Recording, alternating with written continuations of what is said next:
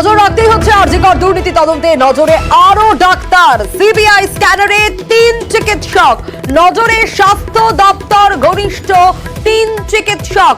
কারা কারা সিবিআই স্ক্যানারে ইতিমধ্যে রয়েছে, আরো বিস্তারিত অমিতের কাছ থেকে আপডেট নেব। অমিত, আরজিকর দুর্নীতি তদন্তে নজরে আরো ডাক্তাররা কারা কারা রয়েছেন সিবিআই স্ক্যানারে, কি জানা যাচ্ছে? আরজিকরের অভিযোগের বিষয় সামনে এলে একাধিক অভিযোগ কিন্তু সামনে আসছে। সেখানে যেমন টেন্ডার দুর্নীতি হয়েছে, সেখানে ইল্লিগালভাবে এডুকেশন ফান্ডের টাকা ইল্লিগালভাবে ব্যবহার করা হয়েছে।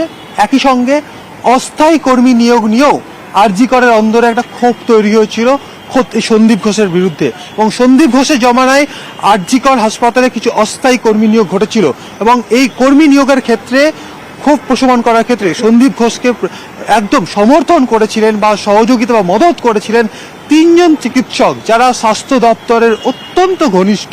কারণ সিবিআই তরফেই দাবি করা হচ্ছে এই 3 জন ডাক্তারের মদত ছাড়া আরজিকরে যে অস্থায়ী কর্মী নিয়োগ হয়েছিল সেই নিয়োগ প্রক্রিয়া কিন্তু সন্দীপ ঘোষের পক্ষে একা করা সম্ভব হতো না।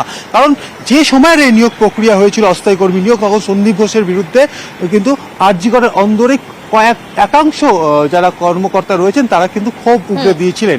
সেই ক্ষোভ প্রশমিত করার ক্ষেত্রে এই 3 জন ডাক্তারের কথা বলা হচ্ছে, যারা হুমকি দিয়েছিলেন তাদেরকে, এবং বিভিন্ন জায়গায় বদলি করানোর কিন্তু হুমকি দেওয়া হয়েছিল সেই সমস্ত যারা ক্ষোভ দেখেন তাদের। এবং এই 3 ডাক্তারের মদতেই আরজিকরে অস্থায়ী কর্মী নিয়োগের পুরো বিষয়টা সম্পন্ন করতে পেরেছিলেন সন্দীপ ঘোষ, এমনটাই অভিযোগ সিবিআই। সেক্ষেত্রে ওই 3 ডক্টর বা 3 জন চিকিৎসক এই মুহূর্তে সিবিআই স্ক্যানারে, তাদের খুব দ্রুত ডেকে জিজ্ঞাসাবাদ করা হবে, এমনটাই কিন্তু সিবিআই সূত্রে দাবি করা হচ্ছে।